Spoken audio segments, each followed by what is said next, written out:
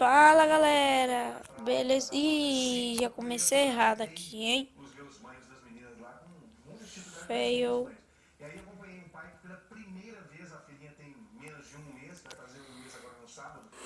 EA Sports. It's in the game. Hoje a gente vai estar trazendo uma gameplay de o quê? De UFC da EA Sports Cine Games, que como o cara falou, EA Sports. Carregando aqui, galera. É um jogo que eu gostei. Já joguei, mas eu vou jogar aqui como convidado, tá? E eu gostei muito dele. Ele tá gratuitamente na Play Store, não tenho muito o que reclamar dele. Ele não roda liso, não dá lag, pelo menos assim no Moto G geração 2.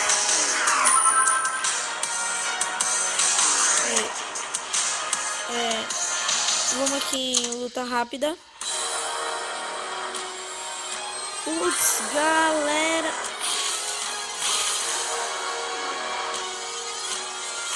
Pronto. Vamos. A gente é nível 1. E basicamente, como você vai jogar é dando toques na tela, que serão socos. Toques baixos serão os socos na barriga, o soco na barriga. E toques altos serão os socos no rosto.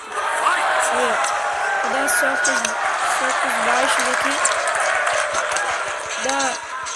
Você arrastando a tela pra cima, você dá um gancho. Ih, galera, tô perdendo. Uou. Esse cara é difícil, hein? Ai, ai. Oh, caraca. Superman. Eita. Quase, hein?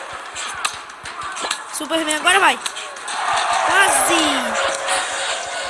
Dá um gancho. Eita, preula.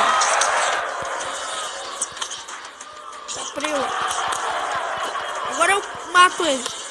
Vai, bosta. Sim, galera, continuando aqui. É um jogo que quem gosta assim de jogos de luta vai amar esse jogo. Ai, caraca, mas como eu sou noob. O cara ganhou por nocaute.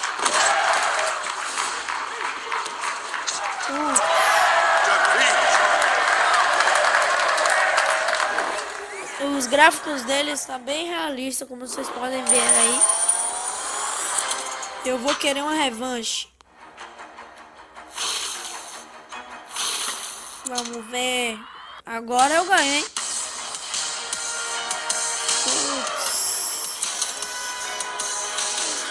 Agora eu ganho. Putz, é um japonesinho. Meu.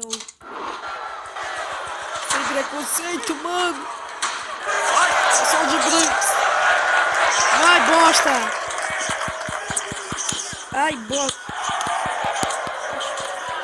O jogo é com uma habilidade muito louca. Ai, ai, ai. Toma. Toma, gaysão. Toma, gay. Ai, não. Ai. Caraca, a habilidade dele.